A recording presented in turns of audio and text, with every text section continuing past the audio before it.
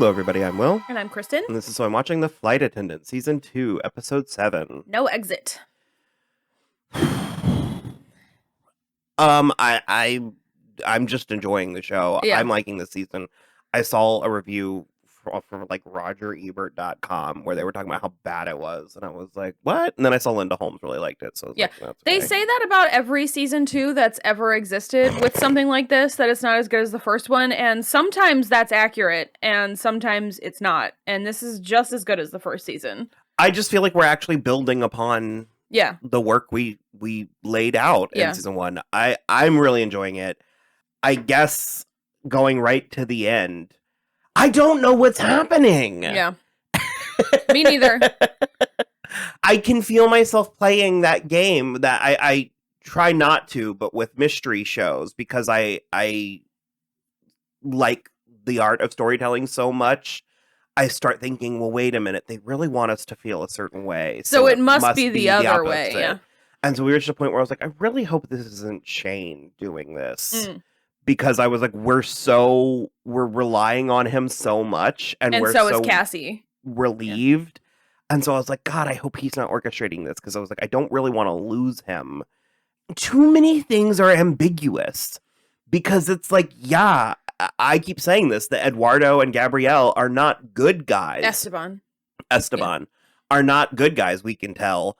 But there's an ambiguity to what they're doing. Still something weird. Like, clearly they are bounty hunters trying to get Cassie, and now they're, like, pissed at Max and Annie, which all makes sense. Well, they were trying to get Megan. They were just going through Cassie. Or they were, like... Right. They were trying to get Megan, and they were trying to go through Cassie. Correct. And so I'm just not sure. And it's like, it seems that if not the only one, the double of Cassie was Grace. But it was so weird. Because I think there's then still another double out there. Because Grace was like, I don't want to be doing this. Who am I if I'm walking around dressed up like you all the time? And I'm just like, those are not the words of somebody who is orchestrating a frame job. You know what I mean? Yeah, and who is she working for? Not Benjamin, because she stabbed Benjamin, apparently. Unless that's what he wanted to get the scent off. I don't know. Because we watched Benjamin stab Shane, and then... No. Yeah. Cassie stabbed Shane. Or, Grace Cassie. Benjamin stabbed Shane. Grace Cassie stabbed Benjamin. Okay. Yeah. I watched it twice, and I still... Because she walks by Shane, and I thought she was like a side stab. Oh, maybe. I watched it twice as well. Check the footage. I watched the show twice. Because I thought that, because it was just Benjamin and Shane at first, and I thought that Benjamin stabbed Shane, and then Grace Cassie came through and stabbed Benjamin. Well, she does a double swoop. Double swoop. Okay. So maybe she stabbed them both. She just didn't say anything about Shane. I don't know. Yeah, I don't know. I'll, when this is over, watch it a third time, which won't help you watching us. But do you know what, though? A lot of this could have been avoided if Cassie had listened to a single person who told her to do anything in this episode. Yeah. It's obviously the point. She's got to go rogue. She's got to do her whole thing. But the entire time, I was like, if you keep touching shit with your bare fucking hands, I'm going to lose my goddamn mind. After she took the glove, I just sort of desensitized to it. Yeah. I just sort of did that fracture thing where I was like, I'm just not going to worry about that. And then she just grabbed the bloody knife, and I was just like, girl. So that one, she didn't know what she was grabbing. It was okay, but odd. When you're in the midst of being framed for something and there's red liquid dripping down from the item you're about to grab, maybe get a paper towel. Because I just think Annie was right, where Annie was like, clearly this person is 10 steps ahead of us. And so anything that you're doing is just leaning into it. Yeah. But again, that's where it's like there's genre conventions that you sort of course, because that's the other thing too, is they figure out that this is all happening at Santa Monica Pier. And if it doesn't happen today, it can't happen because they're closing down the pier for months. Which that was a self-imposed or self-inflicted deadline, because it's you can commit a crime at a closed pier. Sure. But the other thing for me is that I was feeling a very Final Destination or Stranger Than Fiction vibe, where it's just stay at home and like order Uber Eats or something and just don't go to the pier. And then you can't be murdered today. At the pier. Why are we en masse going to the pier? The murderer shows up with another viewfinder. Like, I had to change my entire plan. It was just so odd, that Grace scene. And I mean, I guess she killed herself. Yeah. Which I'm bummed. I am too, but part of me is like, are they going to do some back work to explain? I hope so, because like I also really, really like Mae Martin, and so it almost like felt out of character. Around. Yeah. Like, I was like, I don't believe that Grace would do this. Well, because she was like, I really liked you, Cassie, and I can't say that Cassie like goaded her into it, but she was like, you definitely still have a choice. You can like blah blah blah, and so she was like, cool, yes, I do. This is my choice. So because we also don't know. I mean, because she made a comment. Did we know she was in the army? I don't remember. I couldn't remember that because I remember that she was the weird drug dealer that I wasn't sure that I bought her fentanyl lollipops. That I bought her explanation at the time, but I want some backstory there, even though she has already killed herself, and I don't think that she survived it. I don't think we're gonna. No, I mean she shot herself in the head with like a pretty big gun. Add that to Cassie's trauma pile. I think she needs to worry a little bit less about AA right now and just start going to like standard therapy. It's like just the therapy. Sort some stuff out first. You can do it in stages. Just like I feel kind of like we just recently watched Hereditary, our reaction coming soon. But I feel very similar to that I did to that, where I'm like, can we just like put her in a room? Yeah, just put her in a box. Just put her in a box for a little while and let everything work itself out. Yeah. So Annie and Max went on this endeavor. They followed after explicitly being told not to. And I did like that line where Annie was sort of like, now I understand why she never listens to me, because I'm definitely going.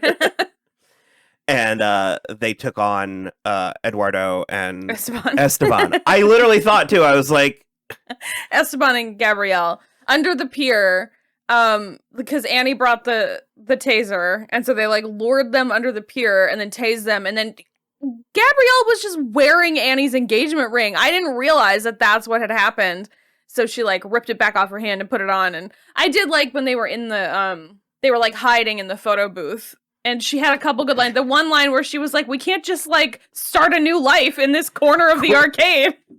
I did like in this corner of the arcade and like grow old together. Yeah. That was really good. But I really, really loved, because their relationship is just such a thing to aspire to. Because I love after she was sort of coming down off of the like adrenaline rush, and he was like trying to reassure her, and he was like, I trusted you and you trusted yourself. And because she just was like, I'll never make you be the damsel in distress again. It was very funny. And she also had the thing where because they're trying to come up with a plan, and she's like, I'm about to come off the indecision bench in a big way. And I just like all the phrasing was very fun.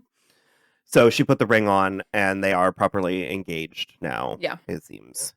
Megan's whole plot. Oh my God. I just like, I kind of just get it. Yeah. But she was watching Eli. Is that her son? Mm-hmm. She was watching Eli from afar, and one of the North Korean agents approached her and basically like explained that they're well aware of her whole deal. Yeah. They've been following him as well. They know all this stuff, and that if she just gives them everything she has, maybe they won't. Yeah, it was like a we'll see. And I'm just like, So naturally she bashes him in the head with the trunk door and a crowbar a couple of times, and then shoves him into her trunk. So I kind of figured she was going to do that, but it took me aback when she went in like 3 more times. Yeah. I was like, oh God. Well, it's weird that he was alone. I think I wondered that when that's weird that he was alone. And then I am so curious about her plan. Like what? I don't think she has one. What's next, Megan? Because that wasn't smart to pull over under a bridge on the like breakdown on the lane turnpike. Yeah. She also didn't argue about it the way that I necessarily would have. I would have been like, oh, I thought I couldn't talk on my phone, so I pulled over because I had to make a phone call. I'm so sorry. It's my thing. If you're ever in trouble, if you ever get caught in a lie, admit to a smaller lie. Yeah. And they'll be like, okay, well, that shows character that you owned up to your mistake. Yeah. And so that's a good one. Yeah. To be like, oh no, I didn't realize I was breaking this rule because I was trying to not break another rule. Yeah. But she reasoned through with the officer. Yeah. Yeah, I liked that. Part of me was a little bit like, I didn't like the notion of like portraying that cop as a fool, but I don't know that she's necessarily... Megan hadn't done anything wrong. She was just getting a ticket for parking, but there was no reason for her to like look in the trunk or whatever. So I guess her biggest crime was she didn't have her license. And then she like was parked where she shouldn't have been. So she was going to get a ticket, but that's probably it. And she managed to basically get out of all of it, which is nice. So it was cool, or it was nice. I like that. And then, yeah, we just don't, we have one more episode, and I have faith, like I believe that it'll wrap up, but going on vibes alone, I feel like we need like at least 2, maybe even 3 more, because I'm still sort of, I guess I'm just expecting, I don't know, this Grace twist and turn was pretty, but like, where is fucking Carol? You know, is she just a day player, or does she factor into this somewhere? I would imagine she's more like a Jada kind of thing. But well, yeah. I think it's just because we consider Alana Ubach to be a bit of like a thing. I expect more from her. Or maybe maybe they were laying groundwork for like a season 3. Yeah. Dot and Cassie had a phone call, and Dot was like, I'm on my way to you now. Don't engage with Benjamin. And then like immediately Cassie sees Benjamin, and blessedly she listens and runs away from him.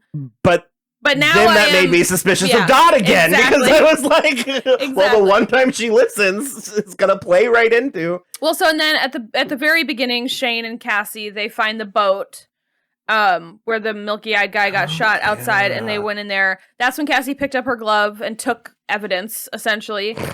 And Cassie ran into Jenny, who had heard about the murders. It all checked out. I where I'm at now is I would love if Jenny is just a red herring. Just a regular girl. Like if she's just a reminder as to what Cassie's meant to be doing. You know, with like AA and all that. Stuff. I really feel, unless they've got like a great story up their sleeve, I think it would feel disingenuous if she was like in the final episode. Like some mastermind somewhere or some kind of, because I know there was a theory that maybe she was sleeping with or that Felix. I thought Felix had died. I thought he had too. Although she stays talking about this boyfriend. Yeah. But I'm sort of expecting for the boyfriend to not be real at this point. Or like he lives in Canada.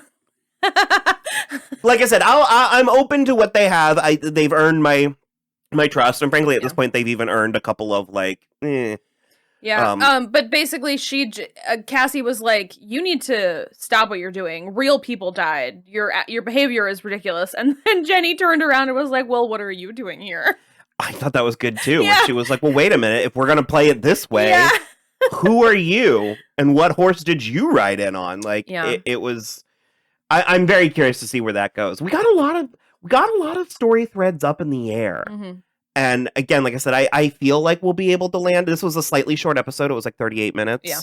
And so my guess would be next week. Although you always think it's going to be like an hour and a half finale, and you pull it up and it's like 42 or 48. And you're like, damn it. Don't worry. The Stranger Things finale is 2.5 hours long. The season 4 finale. It's like one episode? Yeah. Shit. Yeah. That's a long movie. That's like a Marvel movie. It's a long movie, yeah. Man. They released all the runtimes and everything. That's crazy.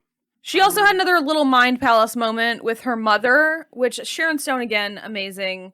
And it was sort of, I really liked the notion that it's because it's in Cassie's head, she knows that these things are true, but it like takes her actively telling it to herself to like realize that like she can't control the way her mother feels. She can't force her to forgive her faster, but like she knows her mother loves her. She just is like, it's in a bad spot. So I'm very fond of the be kind to yourself motif, because I think a lot of us need to hear that more. Yeah. And it was also really rough coming right before the Grace scene. I don't know, that rattled me. I just like, again, I'll accept it, but what we knew about Grace, she didn't seem like the public suicide type. Yeah.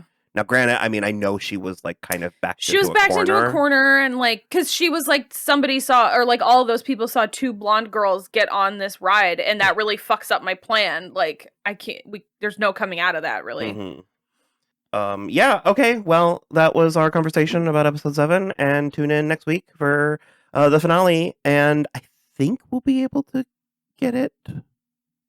Yeah, we should be able to get it out on Thursday. It'll come out on Friday. Okay. We have a movie on Thursday night. Bob's Burgers this Thursday? Okay. If you come over early, we can record it, but it won't be edited. So, well, stay tuned next week where we will talk about the finale of season 2 of Flight Attendant. Woo! Like and subscribe. Woo woo!